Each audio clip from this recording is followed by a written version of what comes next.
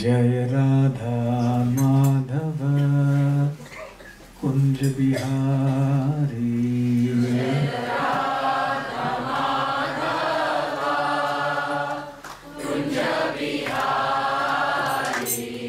Jai Radha Madhav Kunj Bihari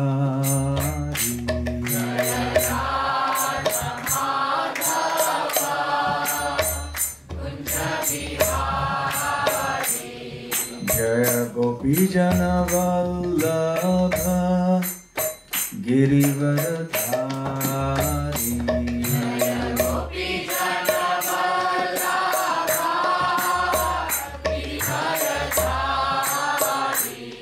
Jai Gopi Jan Vallabh Girivardhari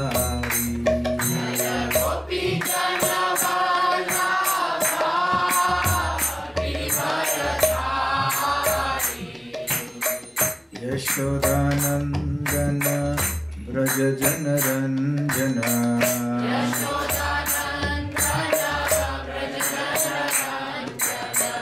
Yashodanandana Braja Janaranjana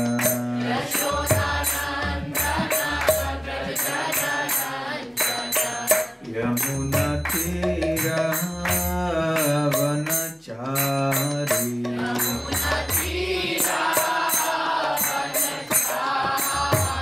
Yamuna Tira Vanachari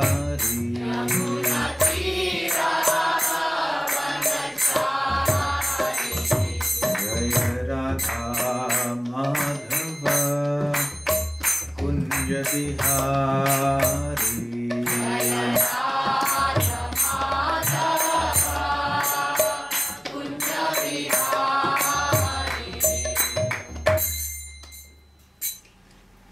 Shri Shri Radha Vallabha ki Jai, Shri Shri Panchatattva ki Jai, Shri Shri Jagannath Baladev Subhadra ki Jai, Shri Vrindavan Dham ki Jai, Grantaraj Śrīmad Bhāgavatam ki Jai, Nitai Gaur Premanande. All glories to the assembled devotees, all glories to the assembled devotees, all glories to the assembled devotees, all glories to Shri Guru and Gauranga.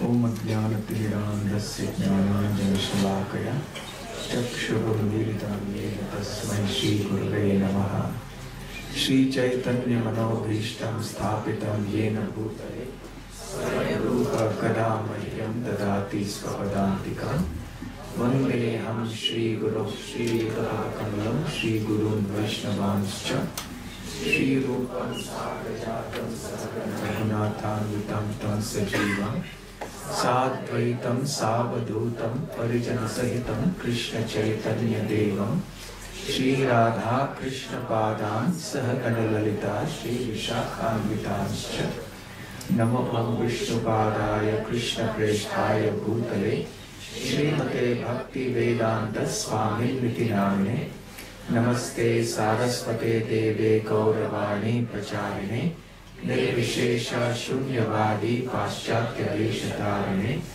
Vancha Kalpatarubhyascha Kripa Sindhubhya Evacha Patitanam Pavanebhyo Vaishnavebhyo Namo Namaha Jai Shri Krishna Chaitanya Prabhu Nityananda Shri Advaita Gadadhara Shri Vasadi Gaur Bhakta Vrinda Hare Krishna Krishna Krishna Hare Hare Hare Rama Rama Rama Hare Hare Hare Krishna.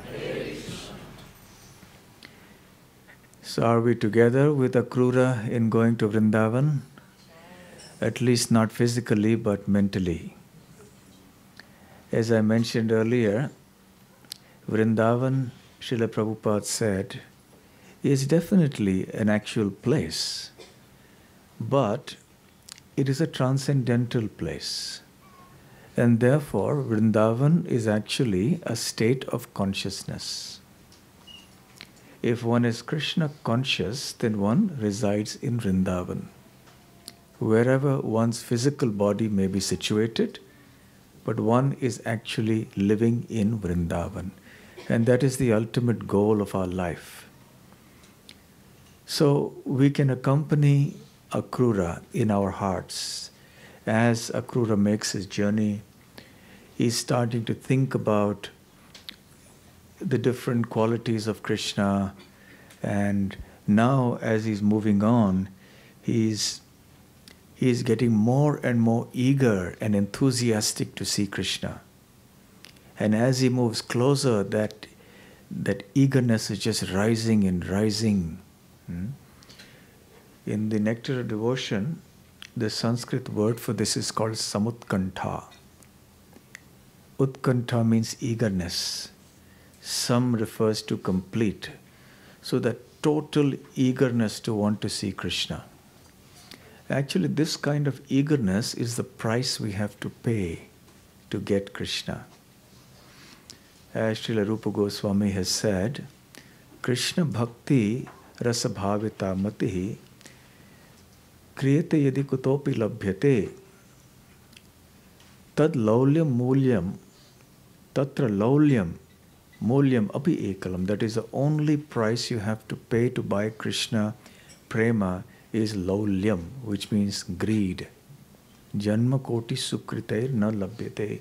Even by performing pious activities for a long time, you cannot attain that Krishna prem.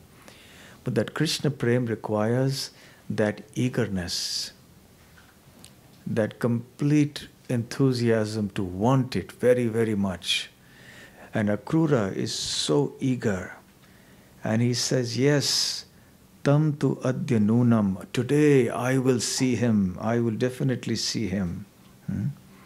Drakshe mamasan ushasaha sudarshanaha. And I will see Krishna and all my dawns, or all, which is a figurative way of saying that my whole life will now become perfect because I will see him. Him who is the gatim, or the destination of all the great saints and all the great gurus. Trailokya Kantam. Trailokya refers to the three worlds. Kantam means the real beauty. I will be able to see him who is the beauty, the essential beauty of all the worlds. Drishman Mahotsavam. Drishimat means those who have eyes. So I will see him whose beauty and whose form is a festival for everyone who has eyes to see. Meaning that the purpose of the eyes are to see Krishna. Actually, all our senses, they belong to Krishna. Therefore, he is called Rishikesha. The senses are called Rishika in Sanskrit, and Isha means the Lord. So Rishika plus Isha becomes Rishikesha. So the Lord of the senses. So therefore all these senses have to be engaged in his service. So the eyes must be used to see him, ears must be used to hear about him and his holy names, tongue to taste prasadam and to chant his glories and his names, etc. So Drishiman Mahotsavam, Krishna's form is a festival for all those who have eyes to see. A feast for the eyes. And indeed, Akrura says, that very form is the shelter desired by the goddess of fortune. So he's reflecting on Krishna's beauty. Krishna's beauty is one of his most overpowering qualities. Along with his quality of mercy, there are many striking qualities in Krishna. His affectionate nature to his devotees, Bhakta Vatsalya. Yesterday we were talking about Krishna's name being Bhakta Vatsala. The Bhakta Vatsalya is the quality of Krishna being very affectionate to his devotees, like a cow is affectionate to her calf. Similarly, the quality of Krishna's mercy is also very strong, very overpowering. But above everything is the quality of Krishna's beauty. That overpowers and overwhelms everything else. So these are some of the important qualities. And Akrura is reflecting on that. You all know that the meaning of the word Krishna is all attractive. Yes? Not only is his form attractive, but all his qualities are attractive. And he is meditating upon all these qualities, especially the beauty and the mercy of Krishna. And then he thinks, when I reach Vrindavan, what will happen? Then he says, I will alight from the chariot and bow down to the lotus feet of Krishna and Balaram, the Supreme Personalities of Godhead. Those very same feet are the object of meditation of the great yogis and jnanis and so on. And then I will offer my obeisances to all the cowherd boyfriends and to all the residents of Vrindavan. So this is his firm resolve. As soon as I reach, I'm going to offer my obeisances to these personalities. So we were speaking about obeisances yesterday also. It is very important for us to offer obeisances to the Dham when we first enter. So please remember, the next time you enter the Dham As soon as as you enter, you can offer obeisances with your hands in your mind. But when you alight from your vehicle, then you actually prostrate yourself on the ground and offer obeisances. And then, of course, we go to our temples, we offer obeisances to the deities and to the devotees. So offering of obeisances is something so crucial. It must be done with the heart. It must be done with feeling. Every day in the morning we offer our obeisances to the devotees also, right?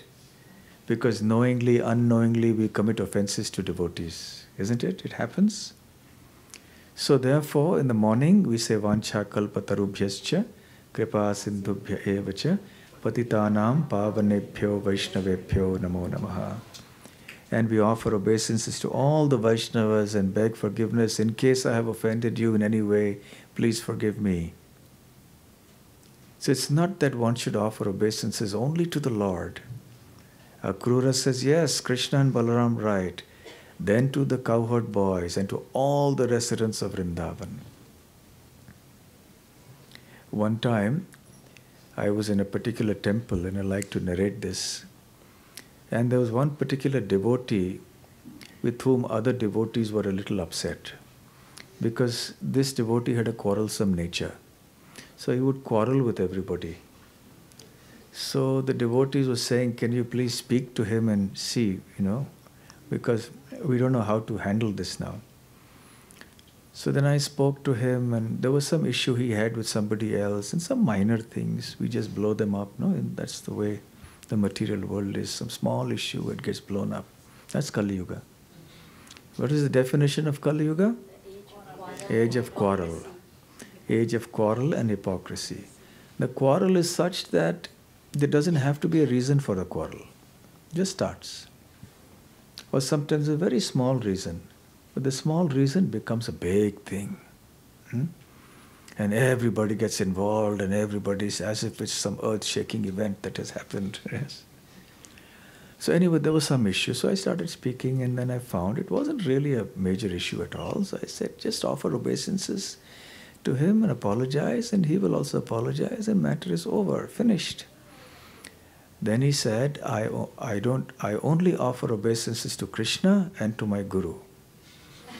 So I said, here is the problem. So what is the problem? Is it the problem that he's offering obeisances to Krishna and his Guru? That's not the problem. What is the problem? He is not offering obeisances to others. He thinks, no, they're not worthy of my respect and my obeisances. So I'll offer obeisances only to my Guru. I said, it's because of this attitude that you're having a problem with everybody else. But this is not a Vaishnava. You say you're offering respect to your Guru, but will your Guru tell you this, that don't offer obeisances to other Vaishnavas? No. A Vaishnava is one who is willing to offer respect to even an ant. So what to speak of another devotee? So a devotee must be prepared to do that. So when we offer obeisances, of course, there are certain rules to follow, and it's a big topic. But generally, one does not offer obeisances to the deities when they are resting, when they are being decorated and bathed, or when they are eating, they're honoring, or rather not on, they're enjoying their bhoga, they're eating their meal. So generally, even to devotees, because what happens, what's the logic behind it? You don't want to disturb the Lord when he's sleeping, right? You want to let him sleep peacefully. Everyone goes and offers obeisances, then he has to reciprocate. Of course, Krishna's sleep is not like our sleep, yoga nidra, but that's just an etiquette. So one doesn't do that. Even circumambulation, generally, the pradakshina, the parikrama of the temple or the deities, we generally don't do when the curtains are closed. When the curtains are closed for either the deities are resting, or they're eating, or they're being decorated or bathed. Right? Otherwise, why should the curtain be closed? So generally at that time we don't offer obeisances, or we do parikrama. And of course, when we are offering obeisances, make sure you don't fall asleep when you're offering obeisances. Yeah, I've actually seen one devotee do that. When I was sitting in Vrindavan temple in front of Prabhupada's deity, I sit and chant my rounds there in the morning during japa time. And one devotee came and offered his obeisances, perfect obeisance, full arm stretch, everything. And then he continued to sit there, and I opened my eye, lying there, and then I was thinking, okay, maybe he's a really sincere devotee, my God. He's really got a deep heart of devotion to the Lord, and he's offering so many prayers perhaps to Prabhupada, and maybe, I don't know what else, maybe I wish I could be like him. And then his rounds going on, and he's still lying there, and then finally I looked at, everybody was looking at each other, whoever was sitting in the temple hall, and then we realized that he's actually fallen asleep. Yes? So must have had a late night or something like that. So we have to be cautious about that. And, there are other things also. When you offer obeisances to the deities, you have to chant the mantras or just chant their names, basically glorify them. And when you offer obeisances to devotees, don't touch their feet and grab their feet. Huh? Sometimes in India people do that. They come up to us, they just grab hold of our feet. Do you know a game called Kabaddi? It's like, those of you who are not from India, you may not know this game, but it's becoming popular. There are two teams, right? There's a court that's divided into two parts. And one member from this side is supposed to hold his breath and go into the other side. And he says, Kabaddi, Kabaddi, and the others have to hold his leg and pull him so that he loses his breath. So he shouldn't be able to cross back to the other side, back to his own side. So they all go for the feet, yes? They go and just catch him and pull him back, So we have to be careful how you offer obeisances, and, because generally people think it's a done thing to touch, so they just grab like that. So even obeisances have to be done carefully in the whole spirit. So anyway, there's a lot in Hari Bhakti Vilas on offering of obeisances. We don't have time. There's a whole topic in itself. Namaskar, Mam Namaskuru, yeah? Krishna says in the Bhagavad Gita. So anyway, so Akrura is now thinking of what he will do when he reaches, and then he'll offer obeisances. And then he's thinking, he's meditating, right? This is Akrura's meditation. Then I will get down from the chariot, offer my obeisances. And when I have offered obeisances to the Lord, what will he do? Then he'll place his lotus hands on my head. And for those who seek shelter of him, that hand removes all fear from material existence. Generally, Lord Vishnu, he has some forms, or, they offer their blessings or something. So mudra means a position, right? So there are two kinds of mudras. Sometimes Lakshmi Devi also has certain mudras. Have you seen sometimes they're like this and sometimes they're like that? Have you seen that? So this is called a varada, granting benedictions.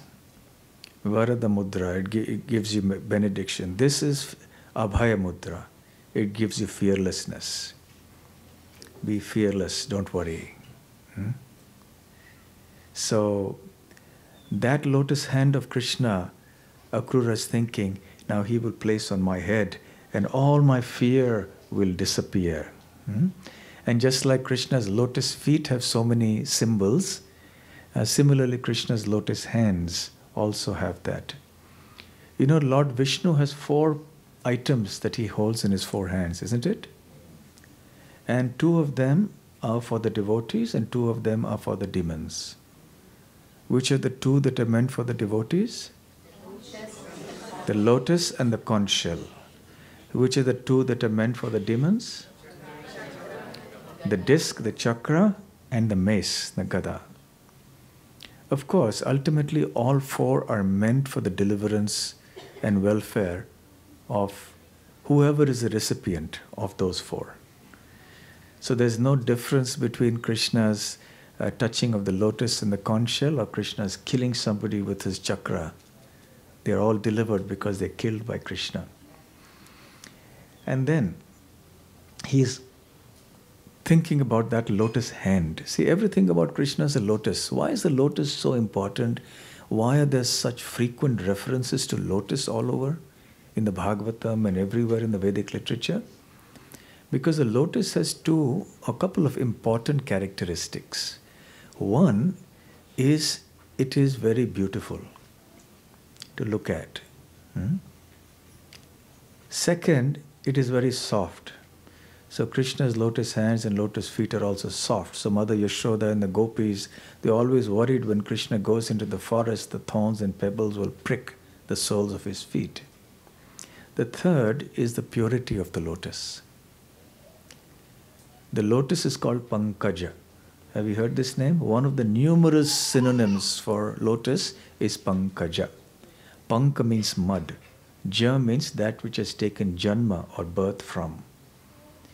So the lotus can emerge in a muddy environment. And then it rises, but it is still clean. It is unaffected by the mud around it. It still remains clean. In the Bhagavad Gita also Krishna says, Padma Patra Ivambhasa. That is, one has to be in this world like a lotus leaf. That is in the water, but it's untouched by the water. Have you ever tried to place some water on a lotus leaf? What happens? Slides off immediately. So similarly, we have to live like that in the world, detached. Troubles may come, the happiness and distress of this world will come, it will go, we carry on. So therefore Krishna's different parts of Krishna's body are compared to lotuses. Lotus eyes, lotus face, lotus mouth, lotus feet, lotus hands, lotus navel. Yes? So these are the different analogies. So, Akrura's thinking, just by offering charity to those lotus hands, Bali Maharaj and Indra attained, Bali Maharaj attained, and Purandar attained the status of Indra. Purandar is the name of Indra. You know, Indra is a title, like Prime Minister, King. But even a Prime Minister has a name, right? So Indra's name is Purandar. In this way he's thinking. And then he says, the infallible Lord will not consider me an enemy, even though I've come from an enemy. I'm the messenger of an enemy, and he knows what I'm coming for. He knows my heart. So he will not consider me to be an enemy. And then he will cast his smiling, affectionate glance upon me as I remain fixed with joined palms, fallen in obeisance at his lotus feet. Then all my contamination will be dispelled, and I will feel the most intense bliss. Recognizing me as his intimate friend, Krishna will then hold me, embrace me with his arms, sanctifying my body. So this is all the meditation of Akrura, even as he's on the chariot. And then, having been embraced by the Lord, I will humbly stand before him with bowed head and joined palms. And then he will say, my dear Akrura, and those 3 words will be enough for me to dispel all my grief. He just says very affectionately, my dear Akrura, and my life has become perfect. So the purpose of my life is fulfilled just by those 3 words. So, it is important that the Lord should recognize us. It's not only important that we recognize the Lord. So when we come for darshan to the temple, we come to take darshan of the deities, definitely, and that we should. We see the beauty of the Lord, we purify our senses and our heart, we render devotional service in the temple, etc. But another important reason for us to come to the temple is not only that we see Krishna, but also that Krishna will see us. So Krishna will feel satisfied. Ah, my devotee has come. Okay, I'm happy. Krishna likes to see his devotees. Krishna doesn't want to be alone. That is why he manifests as a deity, not to be alone. He manifests as a deity to give his mercy to the devotees. And if nobody comes, he's thinking, what's the matter? I'm standing here playing the flute, waiting. None of my devotees are coming to see me. And when some devotees come to see him, then he feels very happy. Ah, I've noted it. Okay. Ah, Siddhartha has come now. Okay. I've noted it. Yes, yes. So Krishna recognizes, yes. So we go to be recognized by Krishna in this way. Not as a formality. Okay, I have to put in my attendance, punch my card and come back. No.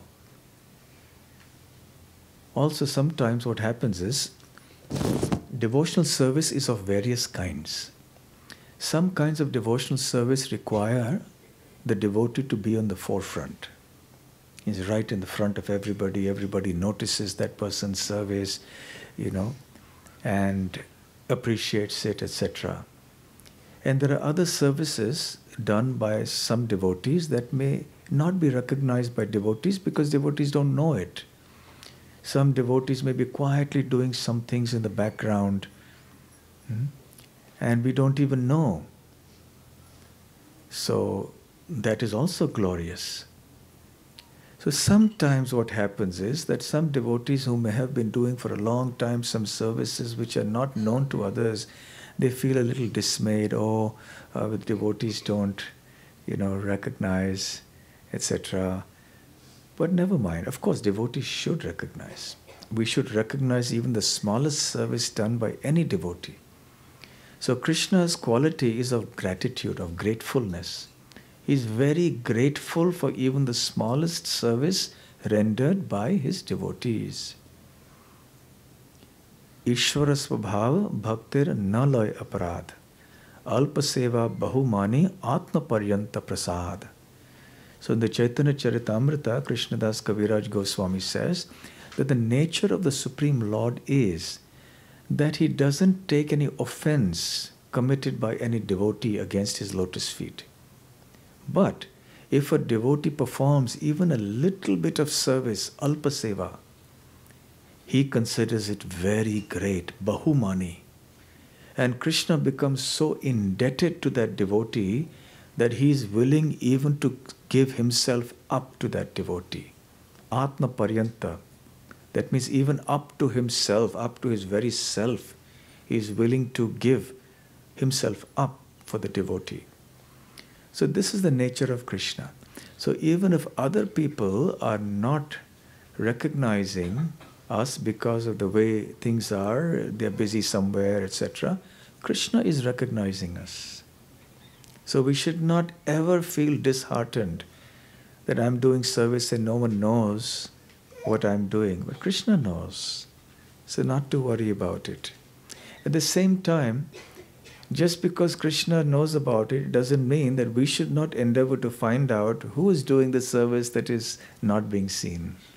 As devotees, we should make that endeavor and try to thank and appreciate the services of those who are doing that, yes?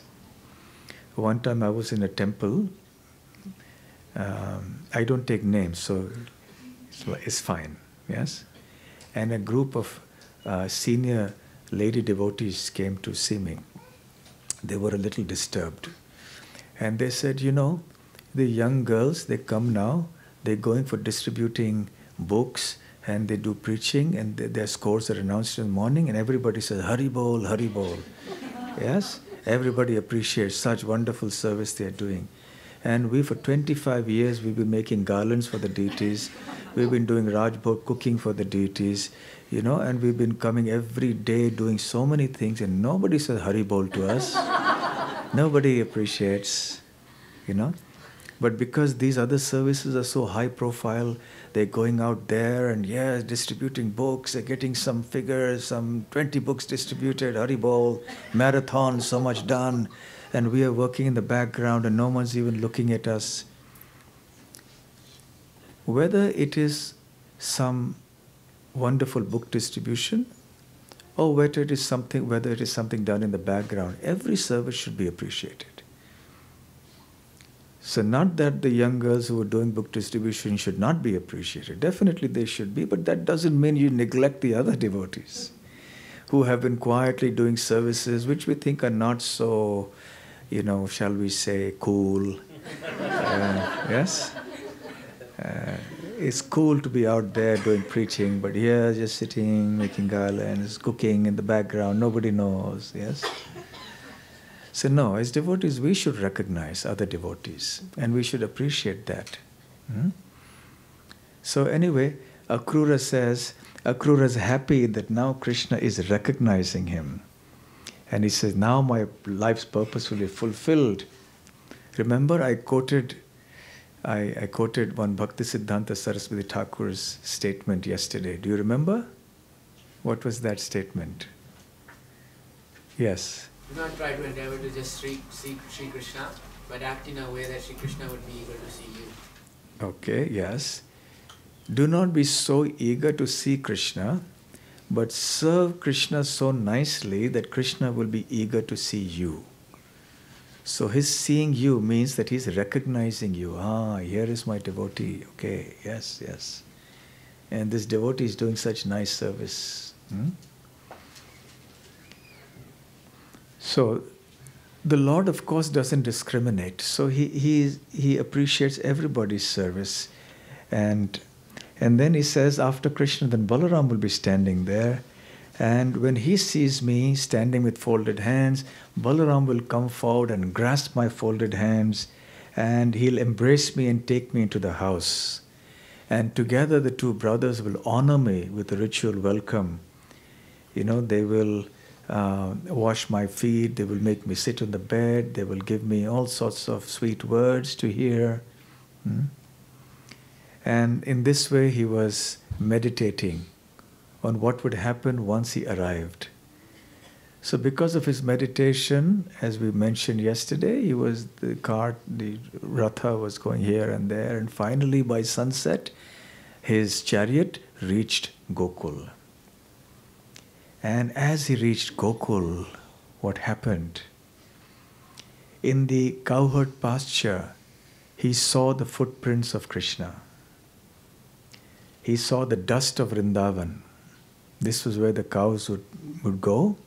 And in that dust, the footprints of Krishna were there. And there were such marks as the lotus and the barley corn and the elephant goad, etc. And it made the ground look very wonderful, very beautiful. As soon as Akrura saw these footprints, he lost his balance, his mental balance, in great ecstasy.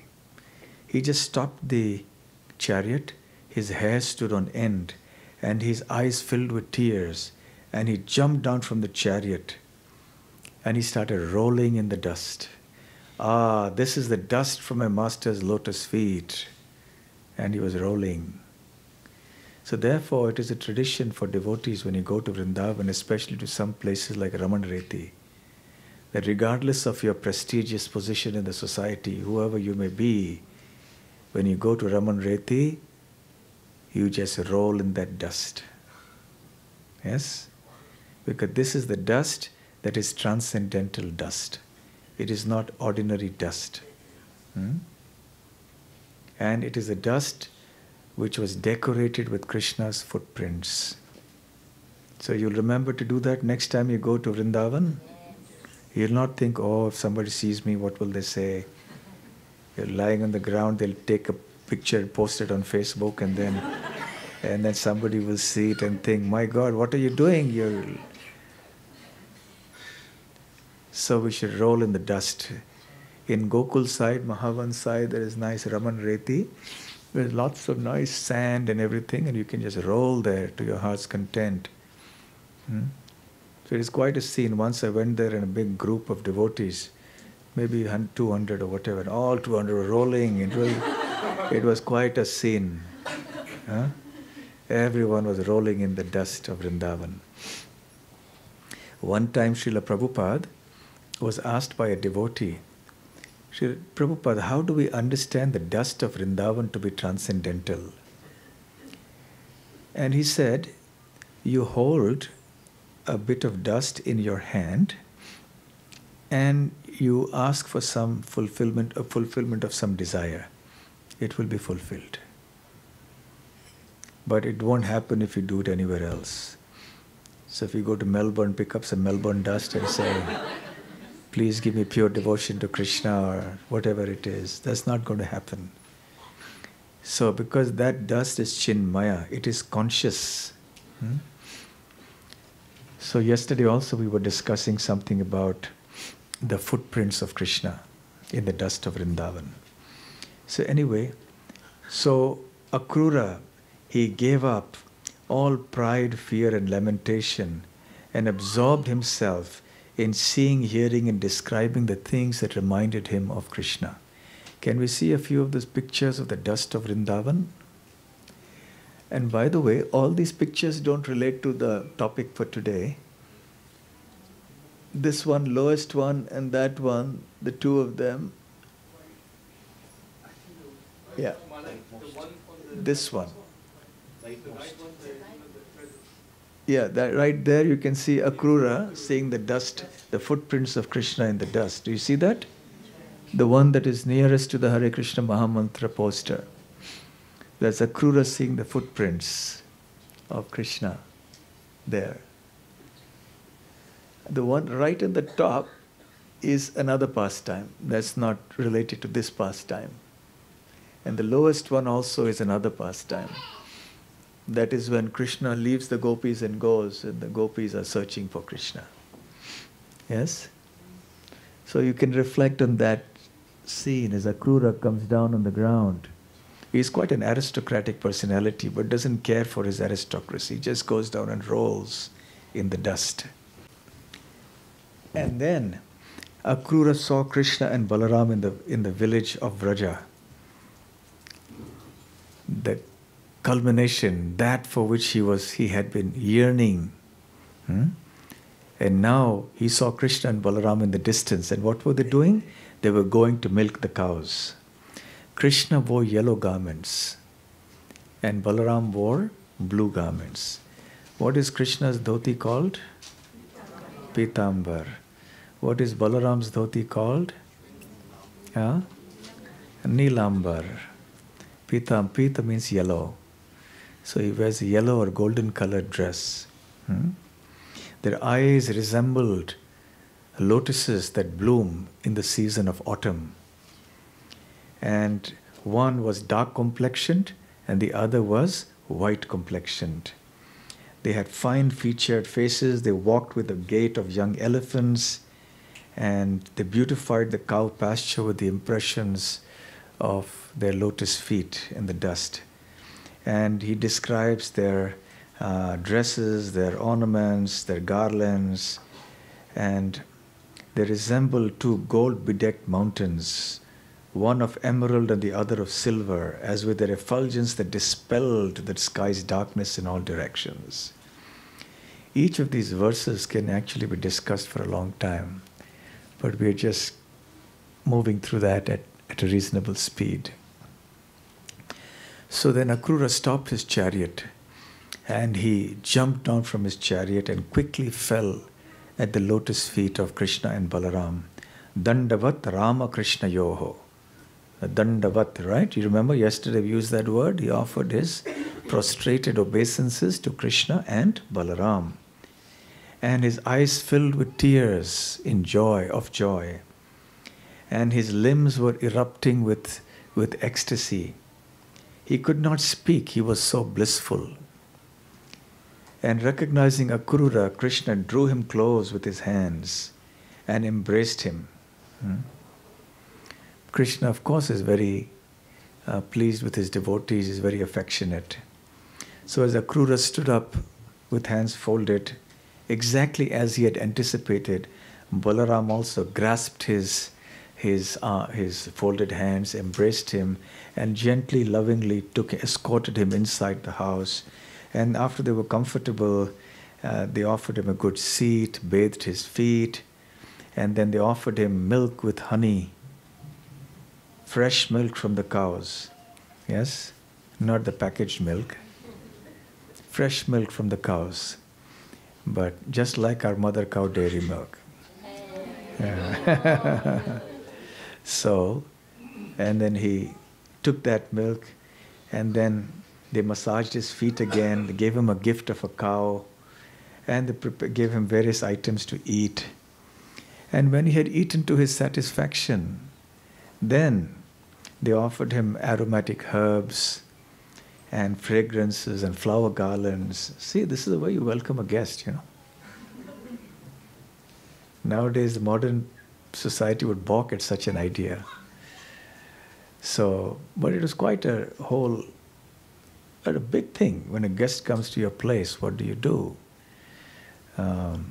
So anyway, Nanda Maharaj came along and he asked Akrura. So he was very worried. Oh, Akrura, you are here. I'm so happy to see you. How are all of you maintaining yourselves, considering that Kamsa is performing so many atrocities against all of you? Anyway, what is the point in asking even? How can anyone be happy under the tyrannical rule of Kamsa? And then in this way, because they were speaking so nicely, so sensitively, Akrura forgot the whole fatigue of the day. Remember, he had been traveling all day. Yes? So he completely forgot his fatigue.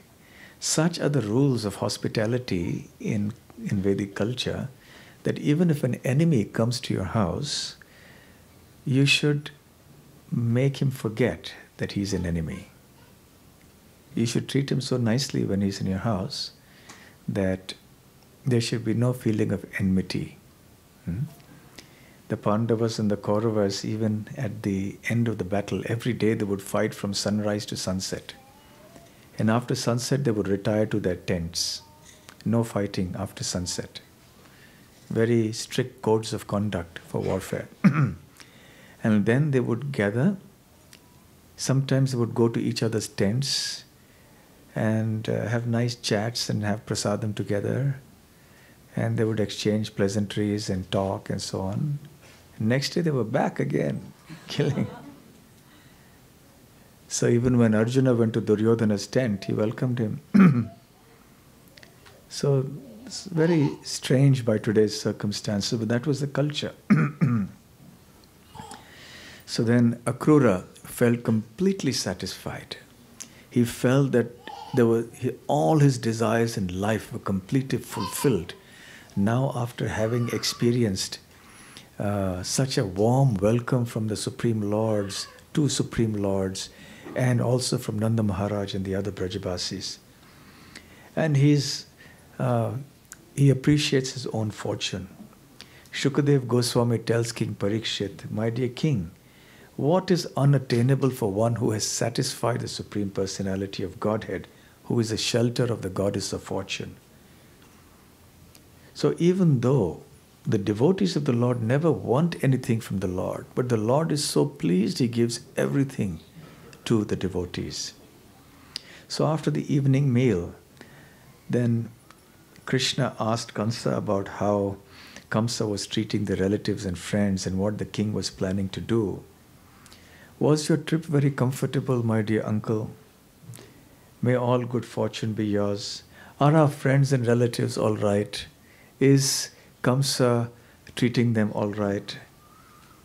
But what to do? As long as Kamsa remains, who's a disease in our family, there can be, he's a disease who goes by the name of maternal uncle. It's a different name for an uncle. It's called a disease. So why should I even bother asking about the well-being of all our relatives? Because how can they be in a good condition under Kamsa? Just see how much suffering I have caused my offenseless parents. Just because of me, they lost their children. and they themselves were imprisoned. But today we have fulfilled our desire to see you. We are very, very happy to see you, they said. So Shukadeva Goswami was continuing, and he said, in response to the Lord's request, Akrura described the whole situation, how Kamsa had called him, and how he had said that on the pretext of a bow sacrifice, Akrura should go and invite Krishna and Balaram to come, and then how he would arrange to have them killed by the mad elephant, and also, if that failed, then by the powerful wrestlers at the wrestling arena, where some competition would have been arranged. And then he also announced that Kamsa wanted Nanda Maharaj to come and offer tribute to King Kamsa. So Nanda Maharaj sent out an announcement in the whole village that all the cowherd men should bring all their produce. What is their produce? Is basically all the valuable gifts, is the yogurt and the milk and all of that. That is real wealth. There's a proverb in Sanskrit which says, Dhanya Dhanavan, Gavayo Dhanavan. Dhanavan means wealthy. And one who has grains, food, and one who has milk or cows is wealthy. He doesn't say one who has some plastic money in a card or debit card, credit card, or one who has, some electronic money, bank account, some statement. No, the real wealth is in land, food, and cows. So then anyway, Krishna and Balaram heard all of this, and they laughed loudly when they heard that Kamsa had hatched this plot to kill them. They laughed because they found it quite funny. Because they knew, of course, that ultimately Kamsa was only inviting his own death. It seems Kamsa was in a great hurry to die, so that he was embarking on this foolish misadventure of trying to call Krishna and Balaram to Mathura to hasten his own demise. So then Nanda Maharaj told them, okay, all the Brajabasis, you please gather everything, all your produce. And then the Gopis, they came. When the Gopis heard that Akrura had come from the big city to their little village to take Krishna away, they became extremely distressed. They were very, very pained. Their complexions turned pale. They lost all their luster on their face. They started breathing heavily. And they lost all their composure. They were in great grief. They stopped their sensory activities, Shukadeva Goswami says, and became fixed in meditation upon Krishna. And they lost all their awareness of the external world. Their external consciousness, they lost it.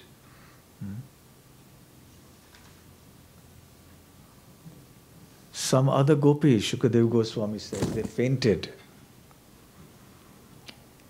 And they were remembering Krishna's words and Krishna's dealings with them. And now at the prospect of Krishna leaving Vrindavan, it was unbearable for them. So they were in great agitation. They were frightened, Shukadeva Goswami says, even at the prospect of the slightest separation, even for a moment from Krishna. And now when they saw Akrura coming on a grand chariot to take Krishna and Balaram away, they were afraid that this might be a very long stay. Perhaps they have come to take them away permanently. So they gathered in groups, little groups everywhere, all over Braj, and they started discussing with each other. Oh, what's going to happen now? And what is Akrura going to do? And they of course started saying, they started condemning providence, destiny. Oh, destiny, you have no mercy. You bring together people in a relationship of friendship and love, and then you senselessly separate them before they fulfill their desires. This whimsical play of yours is just like a child's play. Children play, suddenly they give up their game, they destroy everything and then go somewhere, play something else, just break it up and just go. very whimsical in the way they do things. So the gopis are condemning destiny, that you're also like a little child. You have no stability in what you do. Just do one thing now, just something else again. What is the point in bringing people together as friends, having affectionate relationship, and then you suddenly separate them? So having shown us Mukunda's face, framed by dark locks and beautified by his fine cheeks, raised nose and gentle smiles, which eradicate all misery, you are now making that face invisible. This behavior of yours is not at all good. So they are not at all happy with destiny. Oh Providence, although you have come here with the name Akrura, which means not cruel, but actually your name should be Krura, which means cruel, because you're taking away what you once gave us, Krishna. Those eyes with which we have seen, even in one feature of Lord Madhudvisha's form, the perfection of your entire creation. So Krishna's form is the perfection of the entire existence. There is nothing more perfect than Krishna's form. So the gopis are saying, our eyes have had the fortune of seeing that beautiful form, and now you are taking it away from us. The dawn following this night will certainly be auspicious for the women of Mathura. All their hopes will now be fulfilled as the Lord of Raja enters their city, and they will be able to drink with their eyes the nectar of his face. So they are worried now that Krishna will go to the big city, and the women there are very sophisticated. And here these are all ordinary simple village folk, not so polished and sophisticated. And so thinking, now the good fortune of the Mathuravasis, the residents of Mathura, they will enjoy the association of Krishna. They will be able to drink the nectar of his form with their eyes, and we will be left stranded in misery. And in this way the gopis they condemn destiny and are bemoaning their likely fate. Hard-hearted Krishna has already mounted the chariot, and now the foolish cowherds are hurrying after him in their bullock carts. Even the elders are saying nothing to stop him. Today fate is working against us. Why would the cowherds run in the bullock carts? Because Nanda Maharaj had told the cowherd men, okay, since Kamsa is asking us to come and pay tribute, so we have to carry our goods. So they loaded their goods in their wagons, in their bullock carts, and they were to follow the chariot of Akrura. But of course the chariot has horses, so it will move very swiftly, whereas the bullock carts will go slowly. But still they were all getting ready. So the gopis are looking at the older cowherd men who are getting ready, and they're saying, what foolish people they are. Instead of stopping, they're not even doing anything to stop Krishna from going. They're just simply going, accompanying him. They think it's some nice occasion, some happy occasion. Don't they understand what's going on? That is their complaint. So, okay, we can't rely on these older people, these gopas and gopis, so let us directly approach Madhava and stop him from going. What can our family elders and others do to us? Now that fate is separating us, we are already wretched. We cannot bear to give up his association even for a fraction of a moment. So now the gopis decide to take things in their own hands. Can't depend on anybody else, I got to do it myself now. So they all remember now all the times during the rasa dance and other moments when Krishna bestowed his causeless mercy upon them. And they remember, each gopi probably speaks something of her memories.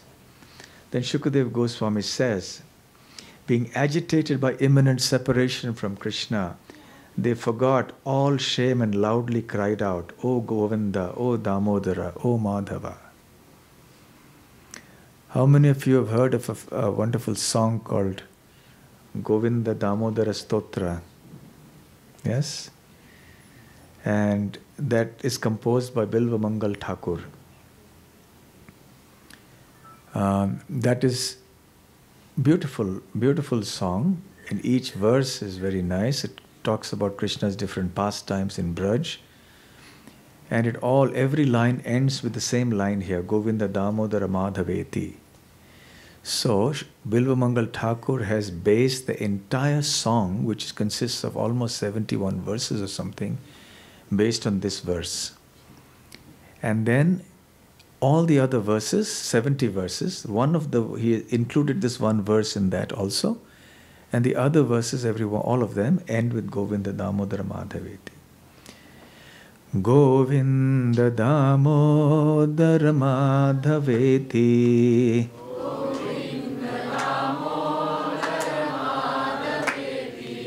Govinda Damodara Madhaveti, Govinda Damodara Madhaveti. Govinda Damodara Madhaveti, Govinda Damodara Madhaveti. Govinda Damodara Madhaveti, Govinda Damodara Madhaveti. Govinda Damodara Madhaveti, Govinda Damodara Madhaveti.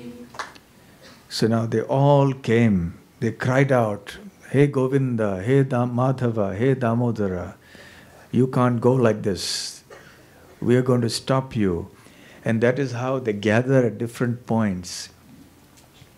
There you can see the picture there. These three pictures. Yes? Do you see them? Where the Gopis are gathering around the chariot. Krishna and Balaram are seated in the chariot, and Akrura is the charioteer. And all the Gopis are coming and trying to stop the chariot from moving. And they're blocking the way of the chariot. They're coming in the front also. And they're saying, no, you can't go, you can't go. And with great difficulty somehow, the Brajabasis and Akrura and others managed to get them out of the way. They move ahead. And it is a popular thing in Braja that it is said that when they managed to extricate themselves from that group of Gopis surrounding, they went ahead. And the Gopis went by another shortcut and they intercepted them at another point. And again, the same story repeated.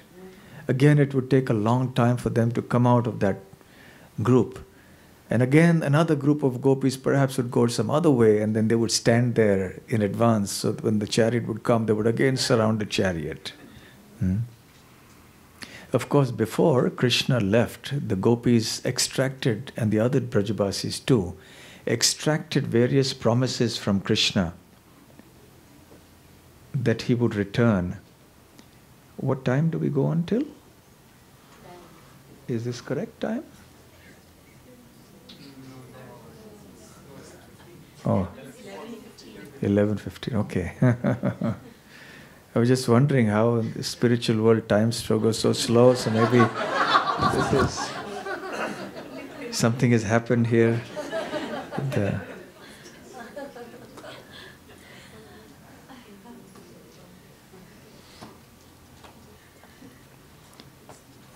So Krishna made a promise.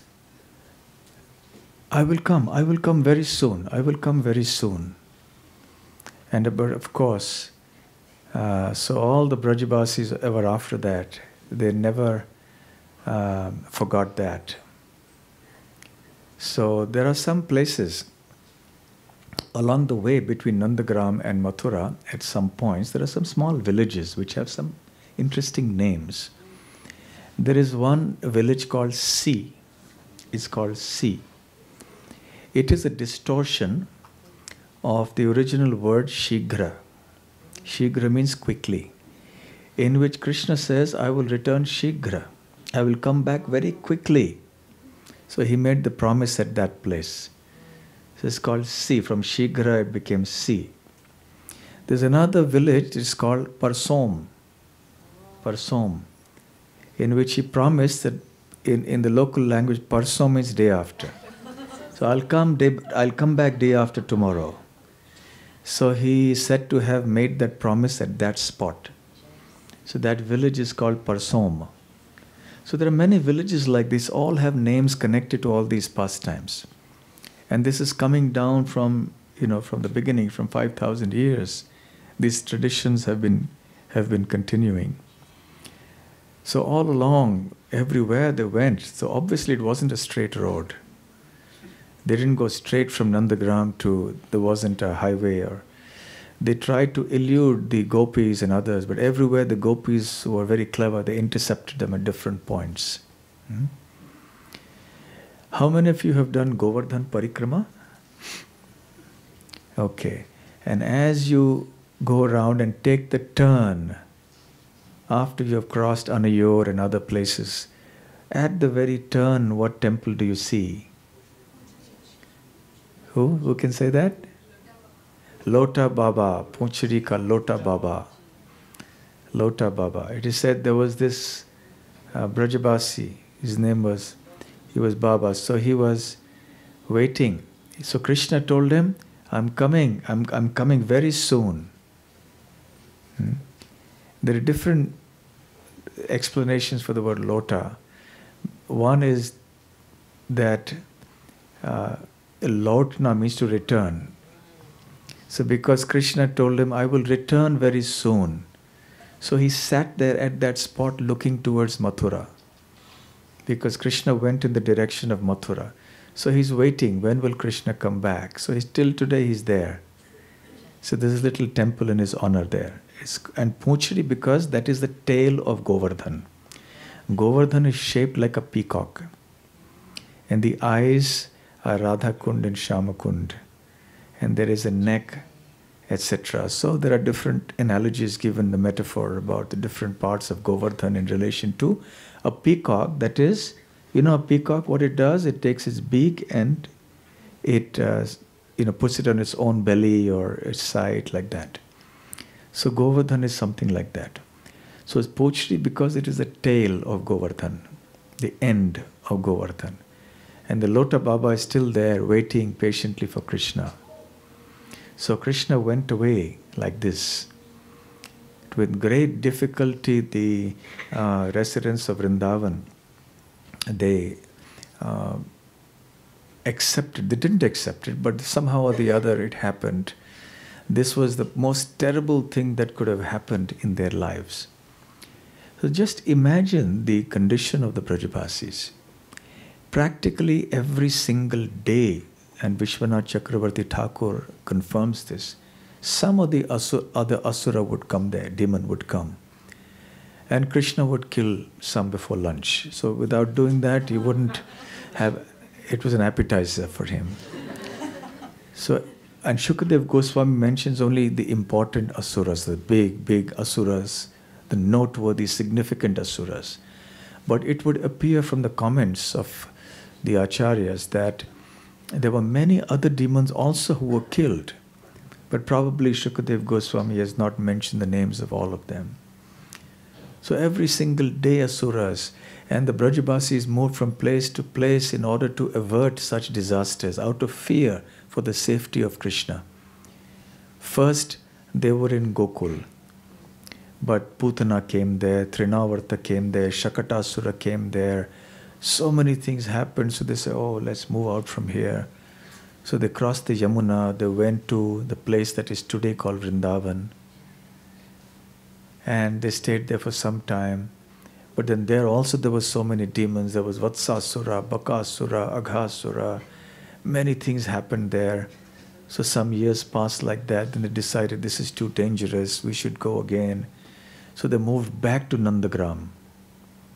Nandagram was the place where Nanda Maharaj's father, Parjanya Maharaj, originally stayed.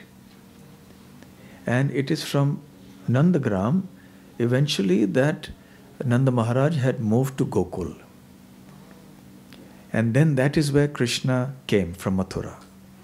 So now it was back full circle. So Nandagram to Gokul, Gokul to Vrindavan, that is Chatikara, and then back again. So in any case, there was constant anxiety in the minds of the Brajabasis for Krishna's safety. Every day something would happen. Can you imagine? And now they had to face the prospect of Krishna leaving. And they all knew there's a good likelihood he's not going to come back. But there was hope. There was always hope. One day he will come back. One day he will come back. And from that day onwards, the Brajabasis were never the same. It was like the life air had left. So they were the only purpose of living, the only reason they could hold the life airs within the body was that they were hoping that Krishna would keep his promise and that he would return that day. So they would wait and wait and wait, watch expectantly until the evening when Krishna didn't come back. Then they would go back morose, dejected, but still hope, maybe tomorrow morning he will come. And then they would wait, start the day waiting, looking for Krishna in the distance. Is he going to come? And then waiting, they would wait till evening. Again, go back morose. And in this way, they passed their days. And Krishna understood this, of course. And that is why later on, he sent Uddhava. And said, Uddhava, please go and console my dear Brajabasi devotees. Now he chose Uddhava because Uddhava is the best devotee in Mathura and Dwarka. And he chose Uddhava to have his aha moment, that realizing moment. Oh my God! He knows the devotees of Mathura and Dwarka. But when he saw the devotees of Vrindavan, and when he saw the Gopis, and especially when he saw Srimati Radharani, he was completely struck with wonder. He could never imagine such levels of love for Krishna. And they were completely in such a state of consciousness where they were exhibiting all sorts of ecstatic symptoms, almost to the point of madness. When Uddhava came there, Srimati Radharani was also talking talking to a bee. And that chapter is called the Brahmar Geet. So there are many songs in the Śrīmad Bhāgavatam. Can you mention some of the Gitas in Bhagavatam? Yugal Geet, Gopi Geet, Brahmar Geet, Venu Geet, chapter 21, 10th canto, Ayla Geet, Rudra Gita, so many songs. But of course, the Uddhava Gita, of course, in the 11th canto. So there are many, many such songs. And so here we see that the Gopis were in intense separation, and they didn't know what to do. As time was flowing by, they were just waiting. Krishna will come, Krishna will come. So Uddhava came at this time, and he saw Srimati Radharani talking to the bumblebee, Brahmar. In Sanskrit, the bumblebee is called Brahmar. So, and then he was just thinking, he has never seen anything like this. So Krishna chose Uddhava to be the one to broadcast the glories of Vrindavan. What is glorious about Vrindavan? The devotees. See, what makes a temple wonderful? The devotees. Even if the deities are magnificent, deities are always magnificent. Even if the temple structure is magnificent, but what makes the temple special is the quality of the devotees. Their level of Krishna consciousness, their sincerity, their eagerness, their enthusiasm to serve Krishna, their preaching spirit, their missionary zeal, their strong emphasis on sadhana, their loving and trusting relationships amongst each other, free from envy and jealousy and negative qualities, their level of cooperation, etc. So this is what makes a community or a temple glorious. So similarly, Vrindavan, the Dham itself is of course Krishna's abode, so it's anyway all glorious. But what really makes Vrindavan glorious is the quality of the devotion of its residents. So Krishna wanted the world to know about the glory of the Brajabasis and of Vrindavan. And he had to choose the best instrument for this purpose. And that would be Uddhava, the most intelligent Mathuravasi, Dwarkavasi. Very scholarly, very intelligent, disciple of Brihaspati, the sage of the demigods, the guru of the demigods. So Uddhava came there and he saw this condition. And then what did Uddhava pray? He saw and said, my God, I thought we were good devotees, but when I look at these devotees, oh, no comparison.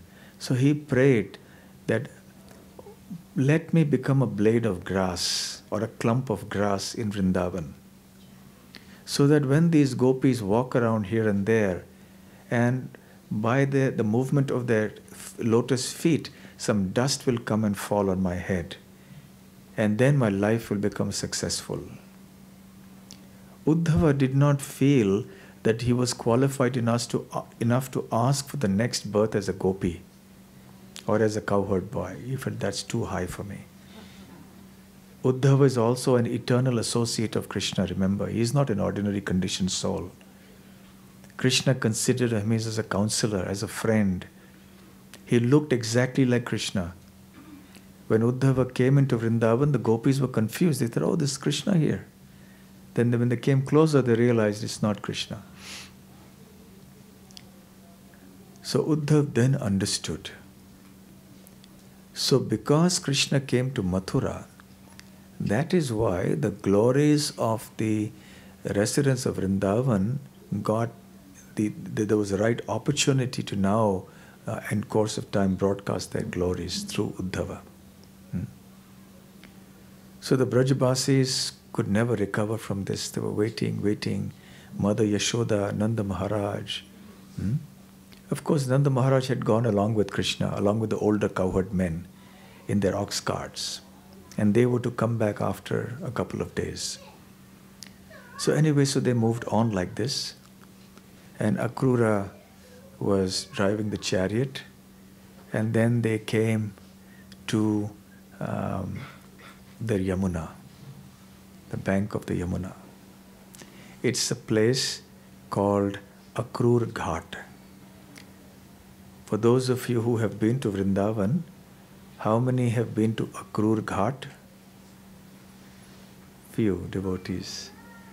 Akrura Ghat is at the border of Vrindavan and Mathura. There is a transcendental, invisible borderline that demarcates Vrindavan and Mathura. Now, what is the difference between Vrindavan and Mathura? Can anyone say? What is the difference? Yes. Sorry? The mood of the devotees, yes. Is time still standing still or? Yes? I think it doesn't want to go forward, wants to hear about Krishna and Vrindavan. Because the gopis felt like that, they felt that one trutir yugayatam, 1 second. So it's just slowing down. It's 11:30. Okay. Yukta Veda, we can use it as a book rest, so no problem.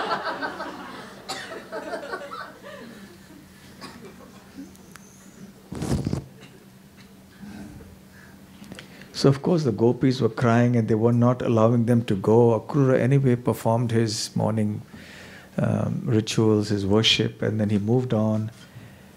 And on the other hand, as he was going on there, you see some nice pictures. So just meditate on these pictures. Can you show some of those pictures now? So just hold it for a few seconds so you can try to picture the condition of the Brajabasis and especially the Gopis as Krishna was leaving.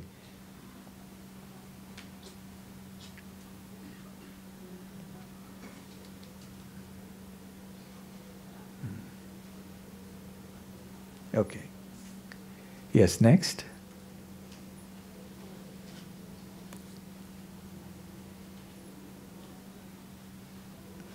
Okay, here's another picturization of the same thing. There's Nanda Maharaj on the left, you can see. There's Akrura on the right. Nanda Maharaj and Mother Yashoda. And on the right, holding the reins, is Akrura. And there's Krishna. So can you all picture this in your mind? This is what happened. Okay, next.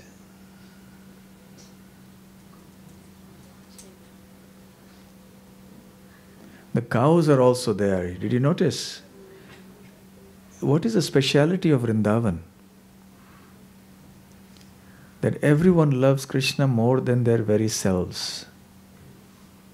So the cows were also extremely attached to Krishna. We'll talk about it when we go to the Goshala. Yes? But you see, the cows are also lamenting. The cows also don't want. They've gone on a strike. They don't want Krishna to leave. Next picture.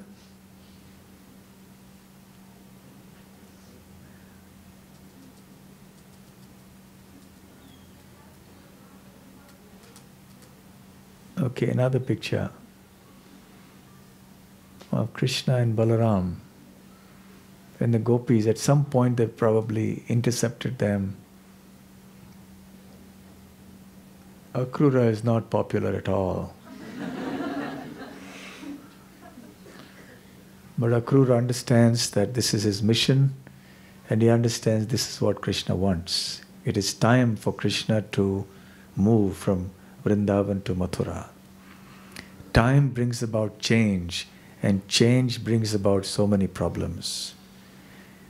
For those of you who have children, when they start growing up, time of change, then they start behaving differently, and we start getting anxious.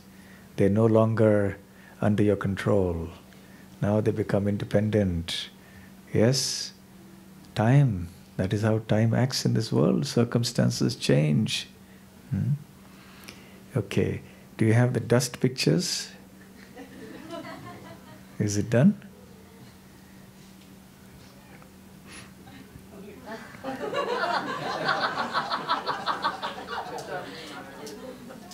Oh, that's some devotees rolling in the dust? No, some scenery of Vrindavan, do you have there? No, okay.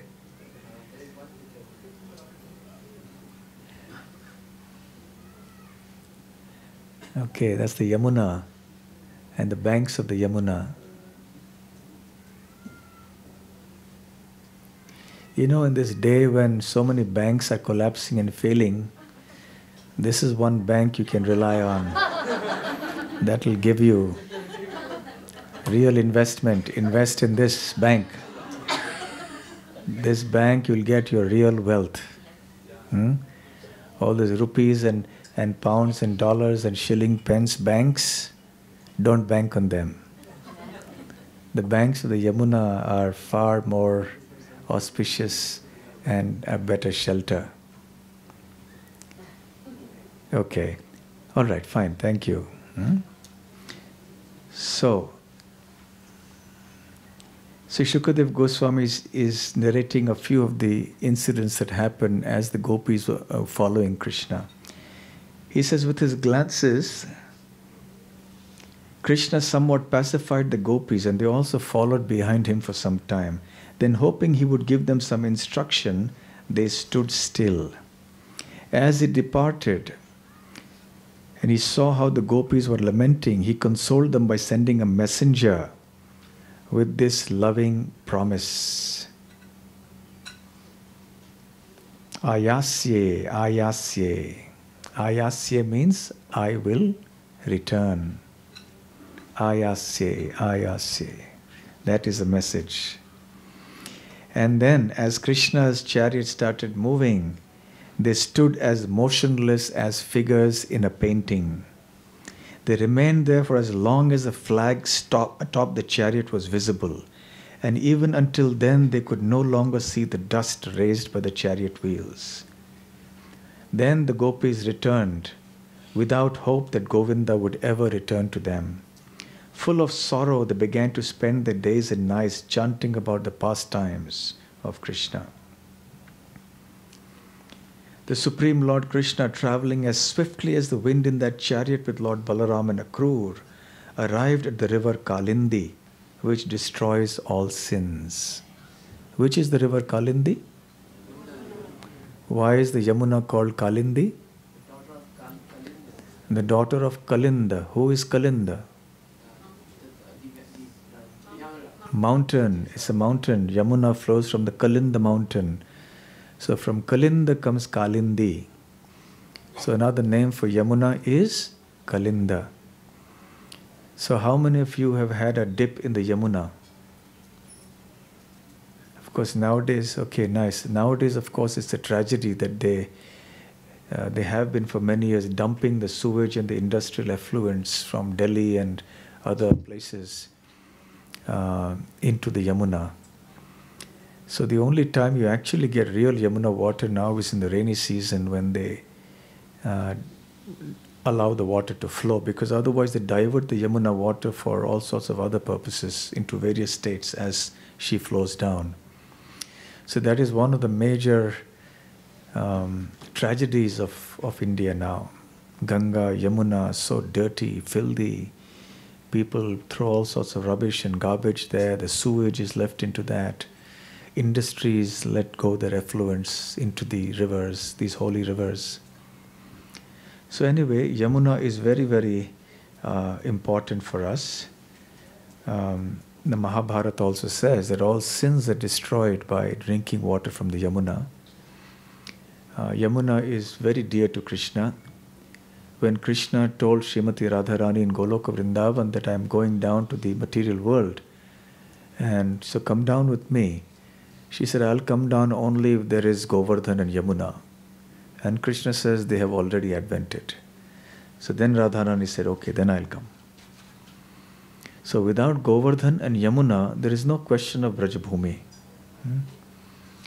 So it's a very, very auspicious place, very dear to Krishna. She has not only witnessed many, many pastimes on her banks. Yamuna Tira Vanachari, yes? That Krishna is a Vanachari, wanders in the groves of Vrindavan on the banks of the Yamuna river. Not only has she witnessed the Lord and His pastimes every single day for the duration of Krishna's Leela there, but Krishna even sported in her waters so many times. So much so that Ganga started thinking, oh, just see, Yamuna is so fortunate. Krishna has performed pastimes in her waters, but he hasn't done so in my waters like this. So Krishna understood her agony, and he said, I will fulfill your desire too. And he did that when he appeared as Sri Chaitanya Mahaprabhu. And then he played in her waters in Navadvip. And then Ganga was also completely satisfied. Do you know whose daughter Yamuna is? Daughter of Yamaraj? No. Sister of Yamaraj. She is the sister of Yamaraj.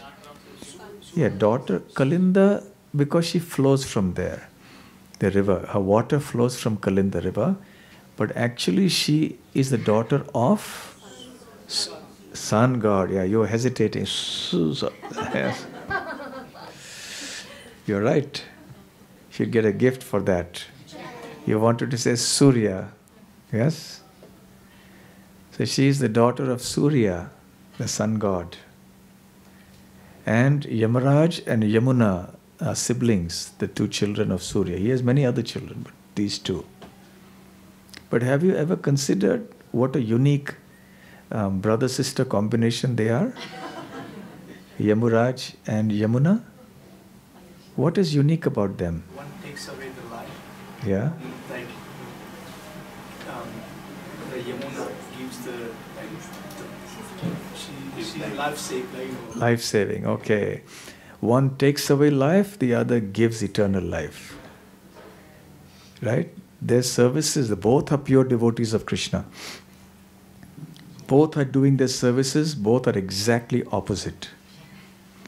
Yamaraj is meant to take away your life and to punish you, and his job is to keep you, his job description is to keep you bound in the cycle of birth and death.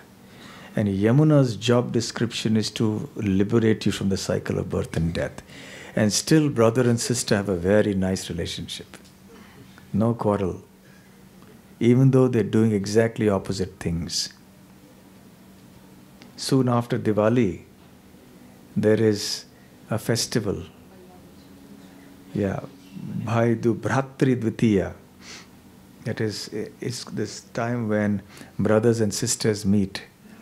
And the sisters, the brothers offer gifts to the sisters, and the sisters also prepare a nice feast for the brother, and all that happens.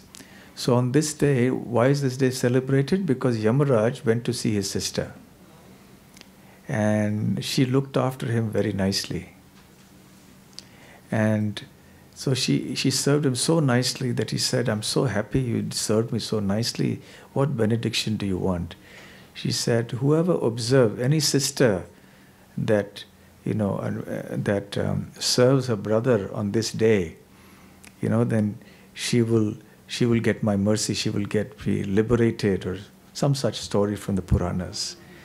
So from that day on, then this thing is celebrated. But people forget the origin of the festival, and they just come because, okay, we'll get some nice meal and so on. So Yamuna is an extraordinary river. Any of you have been to Yamunotri? The origin of the point of, like Gangotri for Ganga, Yamunotri for Yamuna. Have you been? So, there are cliffs and sheer cliffs, a little slip of the bus and you'll go down into the Yamuna. But it's risky not just for that reason. There's another risk. Do you know what that risk is? If you go there, that you'll never want to come back. It is so beautiful, you will say, I'll just be here with Yamuna. And it's bitterly cold in the winter. There's nobody there. Nobody, except that village. There's one or two villages nearby, and they come and serve the temple, serve the deity of Yamuna in the temple, and they just live there, nobody else. And one of our devotees went and talked to them, what do you people do in the winter? How do you survive here? Because all the roads are blocked. Even if there's a medical emergency, you can't go anywhere. They have such sublime faith. They said, Yamuna Maiya will look after us. They don't even have toilets in the house. So they asked him, how do you manage? He said, we go out in the snow, in this ice, and then they say we carry water with us, and then by the time it reach somewhere, it's become ice. So they live in that condition, they don't want to leave. They're willing to undergo the hardship because they have so much faith in Mother Yamuna, they can't leave Yamuna. Do we have Yamunashtakam here? No, right?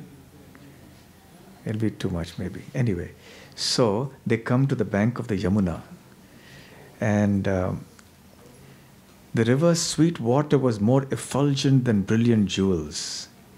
After Lord Krishna had touched it for purification, he drank some from his hand. Then he had the chariot move near a grove of trees and climbed back on along with Balaram. Akrura asked the two lords to take their rest on the chariot. So once Krishna and Balaram had descended from the chariot, they went to Yamuna, they took some fresh water, refreshed themselves, and then they came back onto the chariot. Now Akrura got down, and he took his permission to go into the Yamuna not only to drink the water, but also to perform some worship and chant some mantras and prayers, because that's what you're supposed to do when you go to a holy place. So when he had immersed himself in the water and he was chanting his mantras from the Vedas, suddenly he saw Krishna and Balaram in front of him. But they weren't like Krishna and Balaram who had come out of Vrindavan. So what did he see? And he was puzzled. He said, how come the two sons of Vasudeva are here? I'm sure I left them behind in the chariot. They were sitting in the chariot. How come they are here in front of me? So he was thinking, is it an illusion? What am I seeing here? Are my eyes all right? He was rubbing his eyes. What am I seeing here? And then Akrura saw Anantashesh, the lord of the serpents. Anantashesh was receiving praises from the residents of the higher planets like the Siddhas, Charanas, etc., Gandharvas. And all of them had their heads bowed to Anantashesh.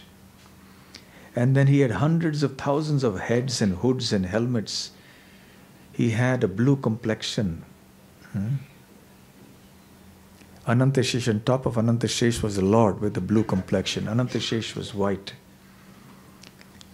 And his blue garment, Anantashesh was white, but he had some blue garments. And he was as white as the filaments of a lotus stem. And they made him appear like the white Kailash mountain with all its peaks. And then he saw the Supreme Personality of Godhead lying on top of Anantashesha. His complexion was like that of a dark blue rain cloud. It's a metaphor, it's an analogy, the closest that you can get to understand Krishna's complexion. Although no material thing is a perfect analogy for transcendental subjects, but in order to give us some understanding of it, this analogy is very commonly used, like a dark blue rain cloud. He wore yellow garments, he had 4 arms, and he had reddish lotus petal eyes. So he was now seeing the 4-armed form of Vishnu. So Krishna had become Vishnu and Balaram had become Anantashesh. And the Lord was smiling and glancing. And the Lord's form has been described at great length by Dev-Goswami. Every part of his body and his clothing and his ornaments have all been described here in details. And Dev-Goswami says that Akrura was witnessing all the devotees from the higher planets and from the Vaikuntha world were there worshipping the Lord. And all his potencies were present there, ever ready at his beck and call to serve him. And as Akrura beheld all this, he became very pleased and enthused with great devotion. His intense ecstasy caused his bodily hairs to stand on end, and they drenched his entire body as his tears flowed from his eyes. Somehow managing to steady himself, Akrura bowed his head to the ground, and he joined his palms, and then, in a voice choked with emotion, very slowly he began to pray with great attention. So Krishna and Balaram were in the chariot, but the same Krishna and Balaram had now appeared before him in the form of Vishnu and Anantashesh. So having seen that, now he started offering prayers. Now, a while ago I asked you a question. What exactly is the difference between Vrindavan and Mathura? So what is the difference? The mood. Okay, yes. Something more? Yes? Shri Krishna chose Sridham Vrindavan for his childhood pastime and Mathura Dham for his adulthood pastime. Like that. Yes, that is true. Yes. In Vrindavan, everybody loved Krishna more than their own child, but that was not the case in Mathura. In Vrindavan, everyone loves Krishna more than their own child, but that's not the case in Mathura. Yes, you're right. More or less all of you getting to the point, yes? In Vrindavan it's Madhurya, and in Dwarka it's Aishwarya. Okay, that's correct. That's very close. That's more or less what I wanted to say. Excellent. In Vrindavan, the mood, the predominant mood is Madhurya. What does the word Madhurya mean? Sweetness. And in Mathura, it is Aishwarya.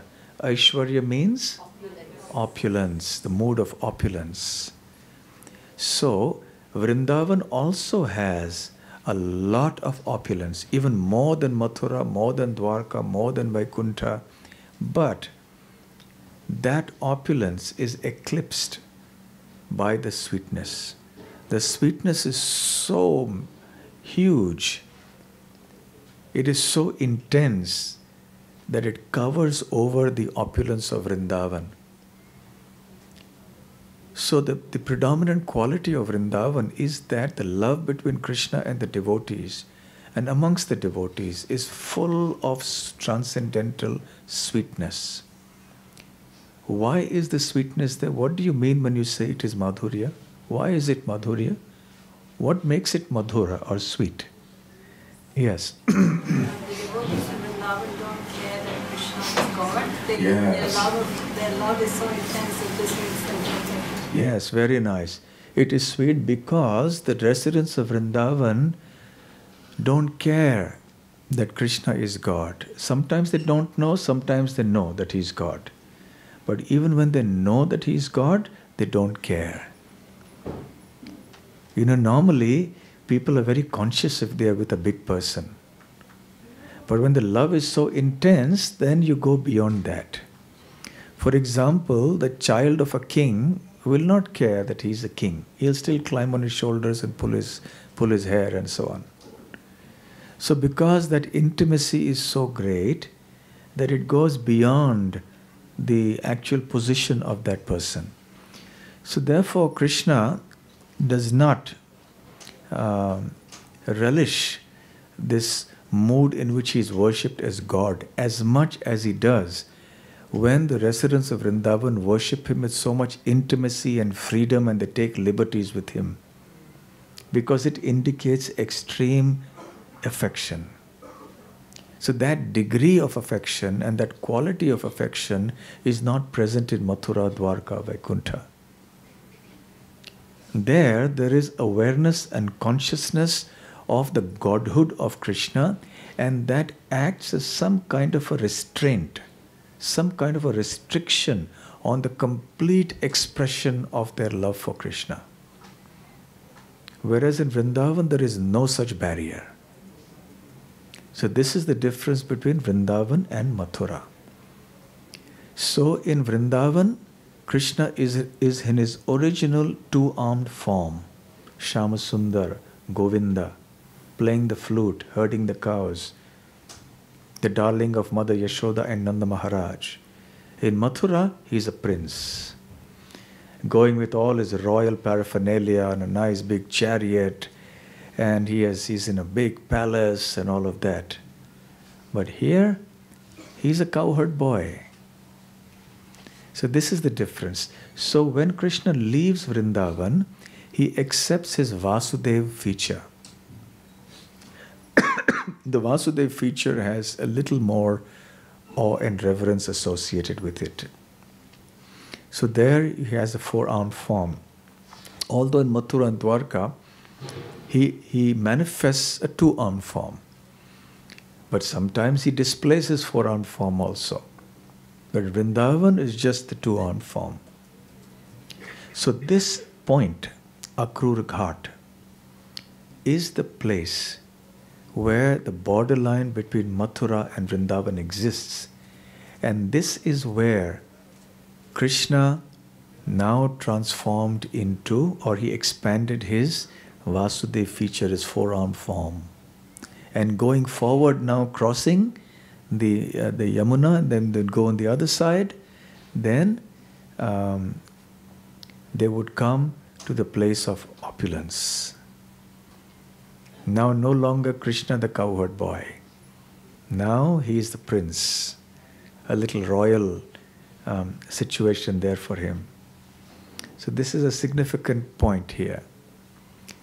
So Akrura Ghat, the point at which this happened, where Krishna and Balaram transformed into Vishnu and Ananta Shesha, where Akrura offered prayers, that is significant also for another reason. Does anyone know what else happened at this spot? Those of you who have been to Vrindavan. Akrura Ghat is also the place where one time, previous to this episode, Krishna called all the Brajabasis there. And he showed them Vaikuntha and Goloka Vrindavan in the spiritual world.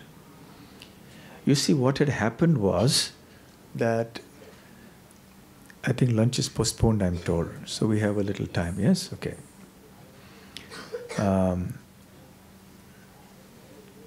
So one time when Nanda Maharaj, on the night of Ekadashi, went to the Yamuna to take a bath, he was too early. And taking a bath too early in the Yamuna or in the river actually is not right. So then the servants of Yamaraj, they arrested Nanda Maharaj, not knowing who he was, and they pulled him down through the waters into Varuna's kingdom, Varuna Loka. Varuna is a demigod in charge of water. And in the morning, then the Brajabasis didn't see Nanda Maharaj. Mother Yashoda was anxious. Where is Nanda Maharaj? What happened?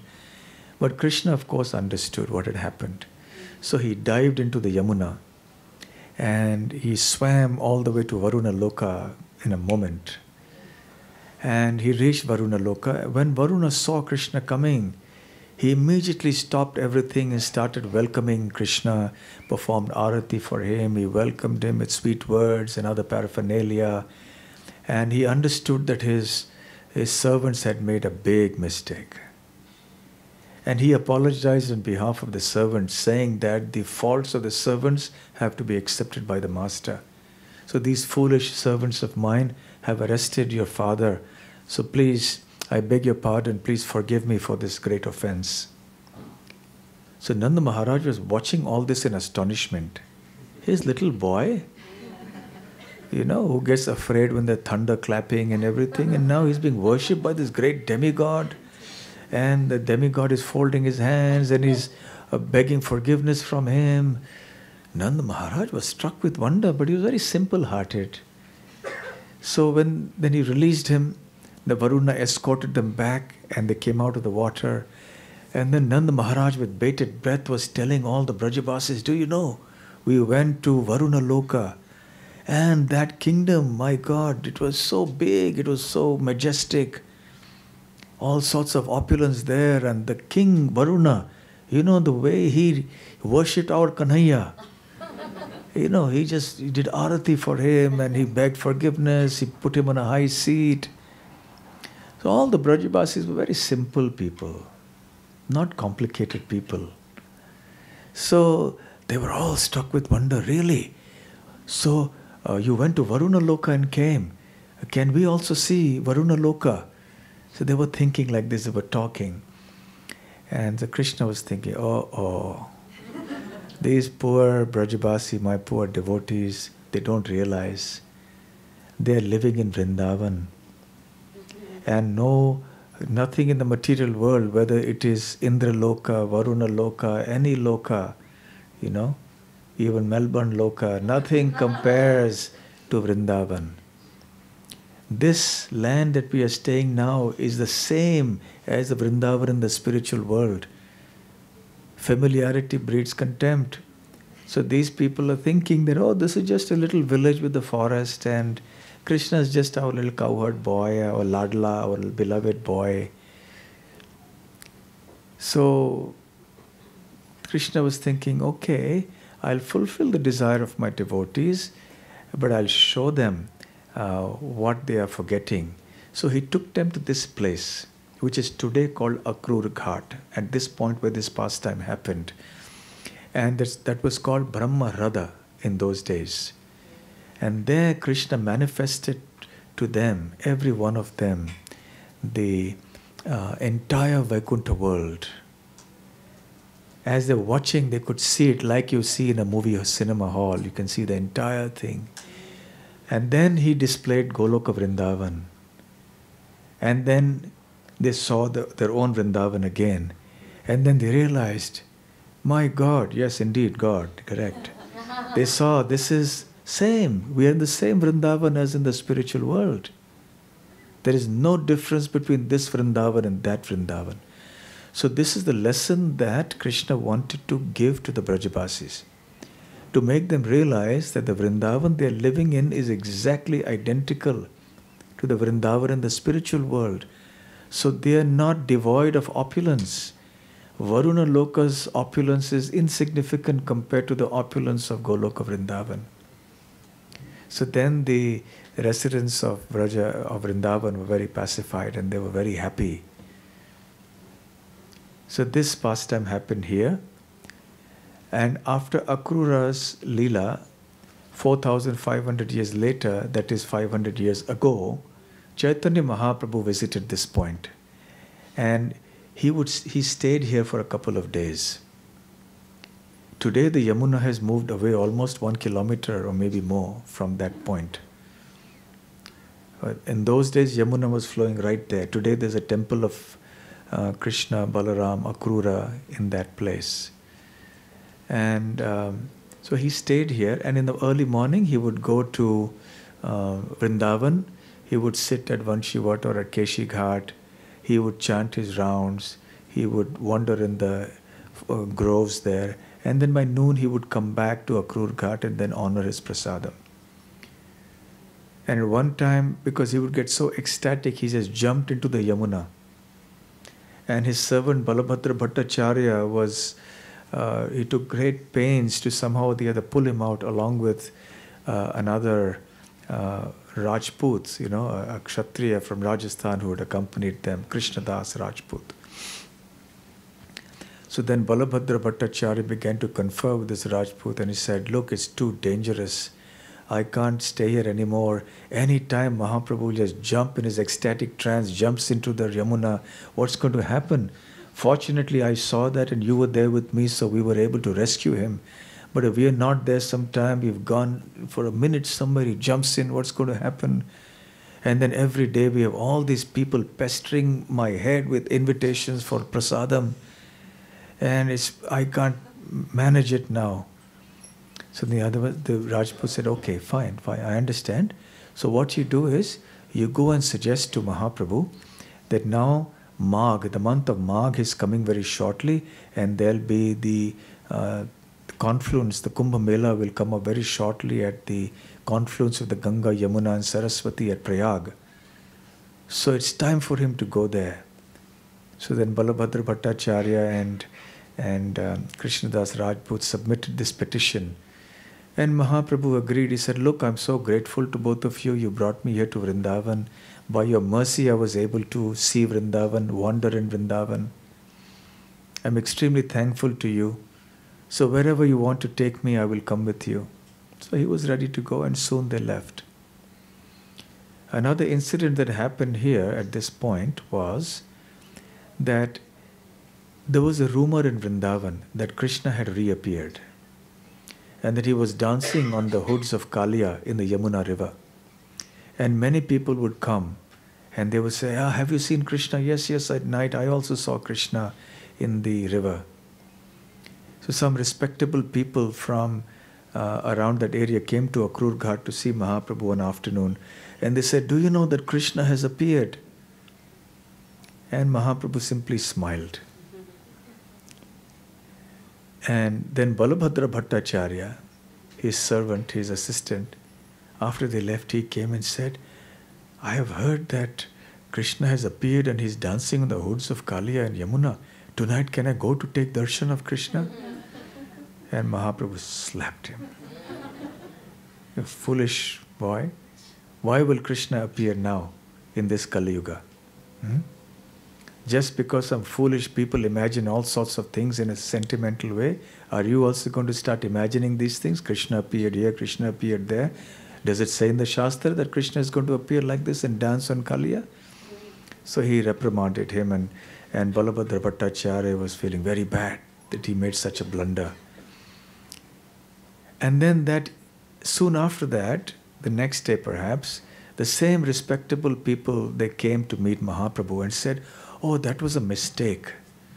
Actually, there's this fisherman who goes to fish at night, and he has these lamps that he carries with him. And sometimes the boat bobs up and down in the waves of the Yamuna. So people were thinking that they're the jewels and the hoods of Kaliya. They're going up and down, and the fisherman is Krishna dancing on the hoods." So it was a big mistake. And we saw Krishna there. We were thinking like that. So it was a big mistake. But actually, because you are in front of us, now we know that we have actually seen Krishna. So they were right, but for the wrong reason. They were right that they were looking at Krishna now, because they were looking at Chaitanya Mahaprabhu. But the reason was wrong. They thought that Mahaprabhu is Krishna because he's a sannyasi. Because the Mayavadis think that anyone who takes sannyas becomes Narayan. Danda grahana matrena nara narayano bhavet. That when you get the sannyas danda at the time of sannyas initiation, then Nara, human, becomes Narayan. So they greet each other by saying, Om Namo Narayanaya, which is meant for Lord Narayan. But when these Mayavadi sannyasis greet each other, they will greet each other as Om Namo Narayanaya. So therefore they consider, now you're a sannyasi, you're liberated, and you are now Narayan.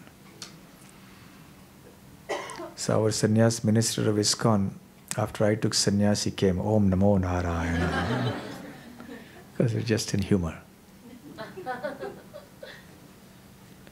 So then Mahaprabhu closed his ears. Vishnu, Vishnu, Vishnu. You should never call an ordinary soul as the Supreme Lord. It's a great offense. The soul is simply a spark, and the Lord is like the fire.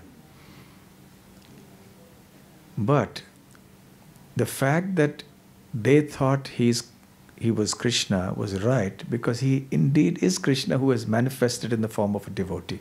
But they thought so for a wrong reason. So in any case, these pastimes happened here, then Mahaprabhu left. So at this point, Akrura started praying, and chapter 40 actually consists of his prayers. What we'll do is we'll sing the song.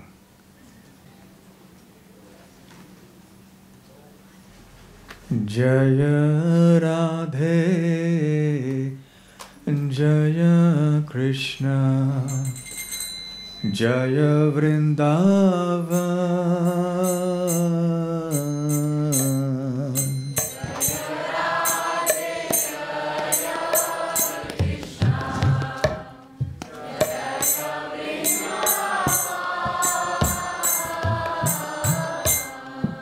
Shri Govinda Gopi Natha Madana Mohan.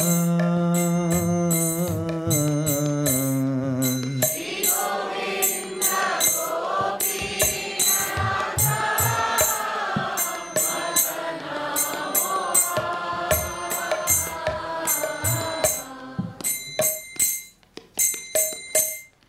Shama Kunda Radha Kunda Giri Govardhan.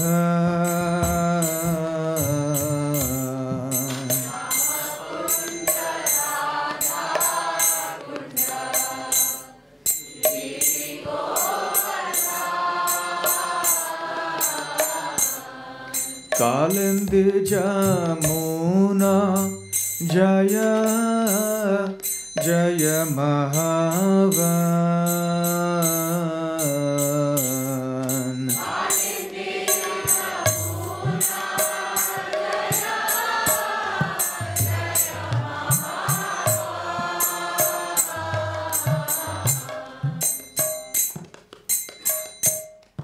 Keshi Ghata Vanshi Vata Dvadasha Kanan.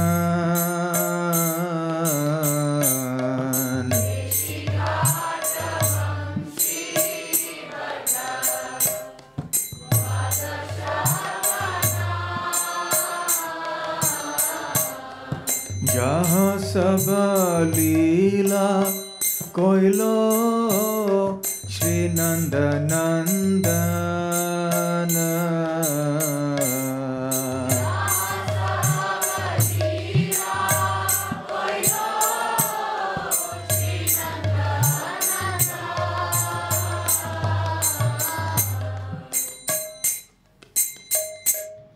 Shri Nanda Jashoda Jaya Jaya Gopagan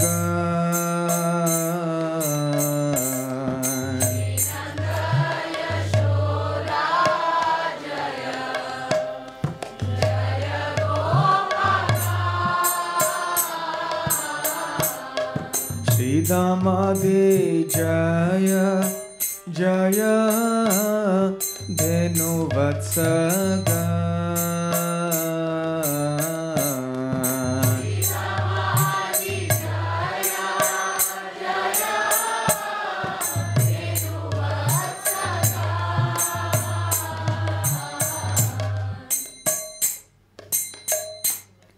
Jaya Vrishabhanu Jaya Kirtida Sundari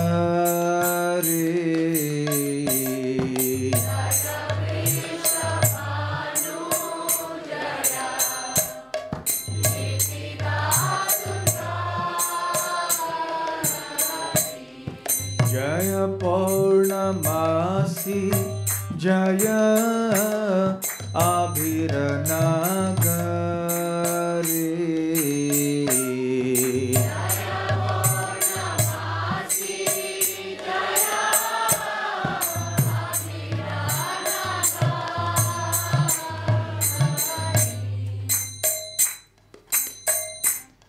Jaya Jaya Gopishvara Vrindavana Maja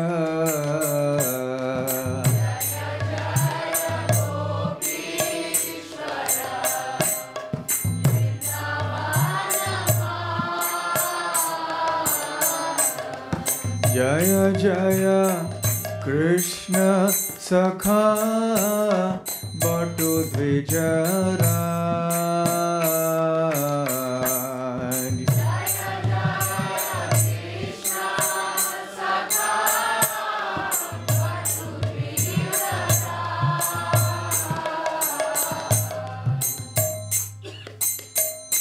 Jaya Ram Ghata Jaya Rohini Nanda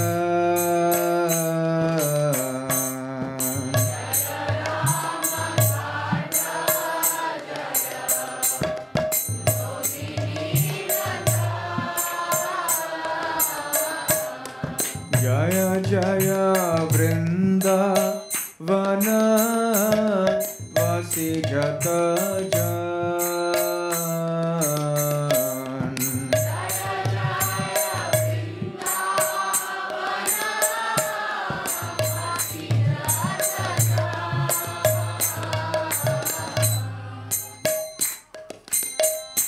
Jaya Dvija Patni Jaya Naga Kanyagan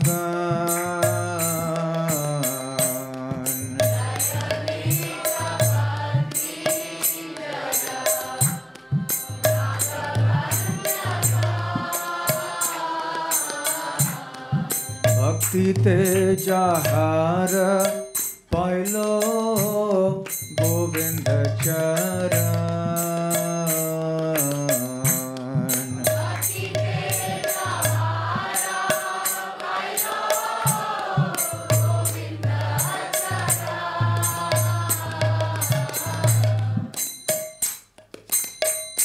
Shri Rasamandala Jaya Jaya Radha Shyam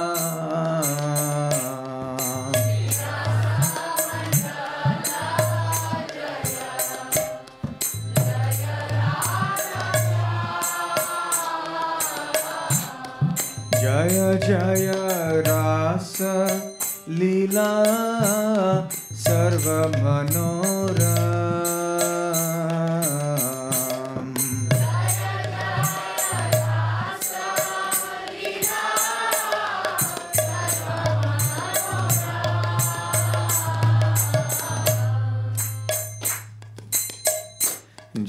Jayojjvala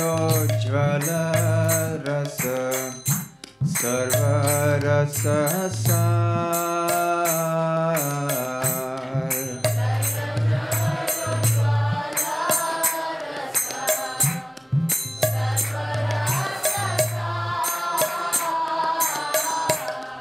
Parakiya bhave jaha brajete prachar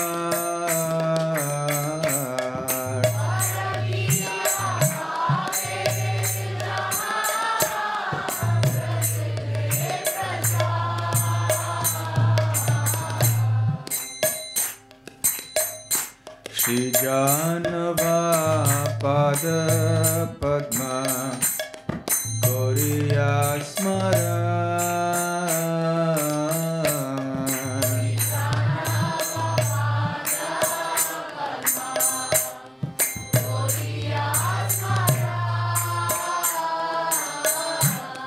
Dina Krishna Dasa Kohe Nama Sankirtan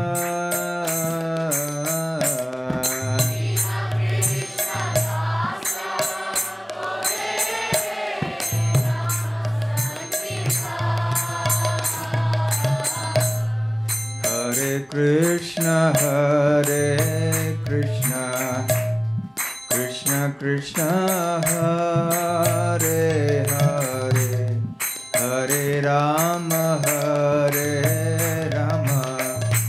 Rama Rama Hare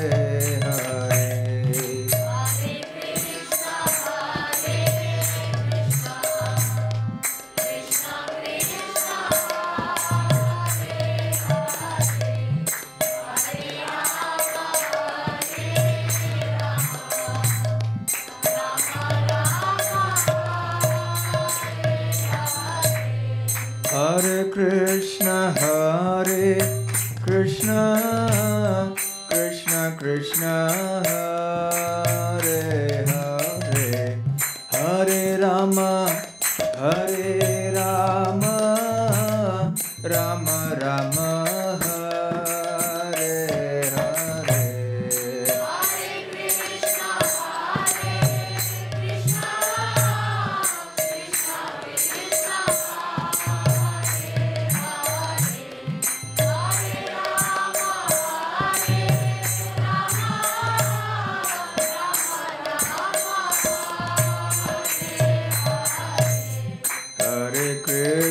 Hare Krishna Krishna Krishna Hare Hare Hare Rama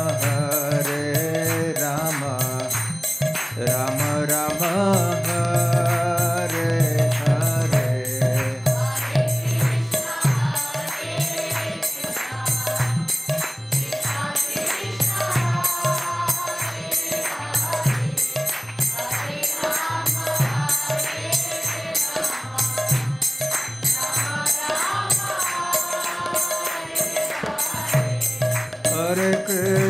Hare Krishna Krishna Krishna Hare Hare Hare Rama Rama Rama Hare Hare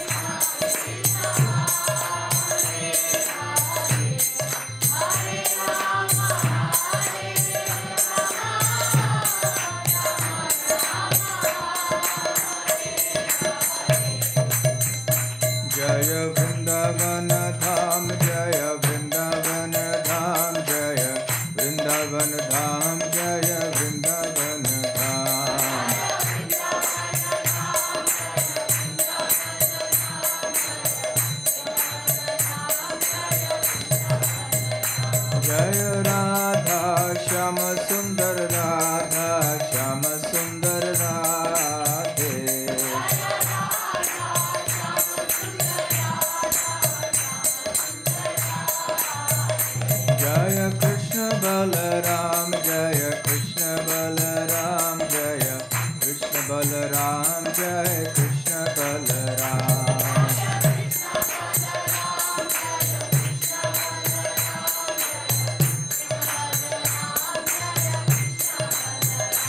Jaya Gaura Nitai, Jaya Gaura Nitai, Jaya Gaura Nitai, Jaya Gaura Nitai.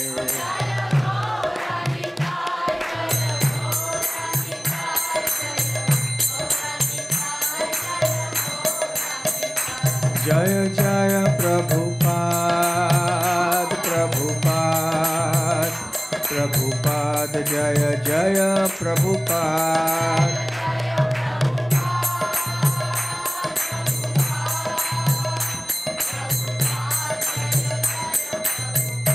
Nitai Gaura Hari Bol, Hari Bol, Hari Bol, Nitai Gaura Hari Bol.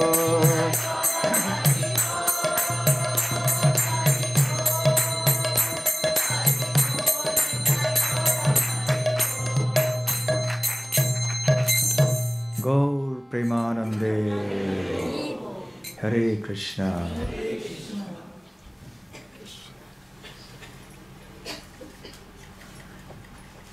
Shri Krishna Prasadam ki jai.